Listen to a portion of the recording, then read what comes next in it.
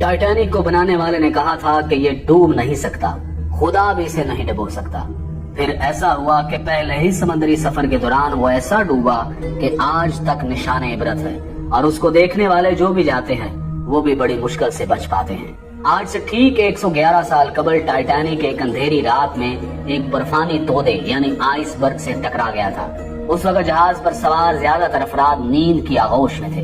हादसे के वक्त टाइटैनिक 41 किलोमीटर फी घंटा की रफ्तार से इंग्लैंड के शहर साउथहैम्पटन से अमेरिका के शहर न्यूयॉर्क की तरफ जा रहा था, और सिर्फ 3 घंटे के अंदर 14 और 15 अप्रैल 1912 की दरमियानी रात टाइटैनिक बहरे ओकेयानूस में डूब गया। वो जहाज जिसके बारे में कहा जाता था कि वो कभी नहीं डूबेगा, न सिर्फ चंद घंटों में समंदर में गर्क हो गया, बल्कि इस हादसे में 1500 के करीब अफराद भी हलाक हुए। 111 साल बाद भी उसे सबसे बड़ा समंदरी हादसा समझा जाता है। सितंबर 1985 में इस जहाज की बाकियात को बहरा ओकेयानूस में जाए हादसे से हटा दिया गया था। हादसे के बाद ये बहरी जहाज कनाडा से 650 किलोमीटर के फासले पर 3843 मीटर की गहराई में 2 हिस्सों में बट गया, और दोनों हिस्से एक दूसरे से 800 मीटर के फासले पर पड़े थे। 111 साल गुजरने के बाद भी इस हादसे के बारे में मामले मौजूद हैं। माहिरीन की राय इसके बारे में क्या है, जानिए इस वीडियो में। इस बहरी जहाज के बारे में कहा जाता था कि ये डूब नहीं सकता, खुदा भी इसे नहीं डुबो सकता। इस यकीन की कुछ वजूहात भी थी। Federal university of Rio de Janeiro के शोबा बहरिया और ओशन इंजीनियरिंग के प्रोफेसर और इंजीनियर अलेक्जेंडर डी पेन्हो अल्हो कहते हैं कि इंजीनियरिंग के लिहाज से ये डिजाइन की बुनियाद पर तैयार करदा पहला बहरी जहाज था। कई वाटर टाइट कंपार्टमेंट्स बनाए गए थे, यानी जहाज का एक कमरा पानी से भर भी जाए तो दूसरे कमरे को गर्क नहीं कर सकता था। वो बताते हैं कि इस जहाज की तैयारी के दौरान कुछ मुश्किलात पेश आई थी, जैसा कि जहाज की ऊंचाई कितनी रखी जाएगी ताकि बिजली की तारें और पानी के पाइप ठीक से काम कर सके। इस पर बहुत सोच विचार की गई थी। प्रोफेसर अल्हो के मुताबिक इस पर गौर करने के बाद उस वक्त के इंजीनियर ने जहाज की ऊंचाई का तयन किया। यहाँ तक कि सैलाब की सूरत में उन्होंने अंदाजा लगाया कि पानी छत की ऊंचाई तक नहीं पहुंचेगा। उन्होंने छत पर महफूज कंपार्टमेंट भी बनाए थे, लेकिन तब किसी ने बर्फ के तोदे से जबरदस्त टकराव का सोचा भी नहीं होगा। माहिरीन का कहना है कि तसादुम इतना जोरदार था कि जहाज की मेन बॉडी में जहाज की निसफ लंबाई तक सुराख हो गया था। ऐसी हालत में पानी डेक तक पहुंच गया था। जहाज पानी से भरने लगा था। ऐसी सूरत हाल में रेस्क्यू मुमकिन नहीं होता।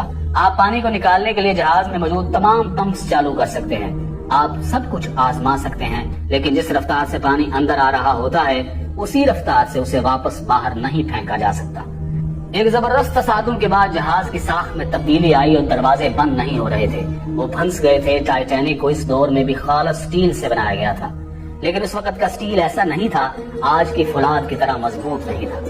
बड़े हादसों के बाद इसकी वजूहात में इंसानी गलतियां हमेशा पाई जाती हैं। माहिरीन के मुताबिक आइसबर्ग से भरे खित्तों से गुजरने में मुश्किलात के बावजूद इस पर सफर को तेजी से मुकम्मल करने का शदीद दबाव था। दरअसल ये दबाव ब्लू बैंड हासिल करने के लिए था। 1839 में शुरू होने वाला ये एजाज बहरा ओकेयानूस को अबूर करने वाले तेज तरीन जहाज को दिया जाता था। टाइटैनिक को इस एजाज का सबसे मजबूत दावेदार समझा जाता था। इस वक्त दुनिया की बड़ी कंपनियों के दरमियान जहाज बनाने का मुकाबला था। उस वक्त इंग्लैंड और जर्मनी के दरमियान मुकाबला था कि सबसे बड़े और तेज तरीन जहाज कौन बनाएगा। सबसे बड़े और तेज तरीन जहाज को सरकारी तौर पर ब्लू बैंड मिल गया। इस कारनामे को हासिल करने के लिए किसी भी जहाज के लिए पहला सफर सबसे अहम समझा जाता था। पहले सफर के दौरान जहाज की हालत सबसे बेहतर होती है। जहाज पहले सफर में तेज तरीन रफ्तार हासिल कर सकता है, और टाइटैनिक ने भी तेज तरीन रफ्तार हासिल करने की कोशिश की थी। बच जाने वाले लोगों में से बहुत से लोगों ने बताया था कि जहाज के कप्तान को इर्द गिर्द के इलाके में बर्फ के तोदों के बारे में इतला दी गई थी, लेकिन उसने जहाज की रफ्तार कम नहीं की, क्योंकि वह तेज रफ्तारी से बहरे ओकेयानूस को अबूर करके ब्लू बैंड हासिल करना चाहता था। लेकिन यही तेज रफ्तारी और गुरूर और तकब्बुर और खुदा को चैलेंज इस जहाज को डुबोने का सबब बने। टाइटैनिक हादसे में 1500 के करीब अफराद हलाक हुए, जिसके बाद समुद्री जहाजों के हिफाजती निजाम को बेहतर बनाने की कोशिशें शुरू कर दी गयी। इस हादसे के बाद समुद्री जहाजों की हिफाजत के लिए रडार जैसे आलात की तैयारी शुरू की गई।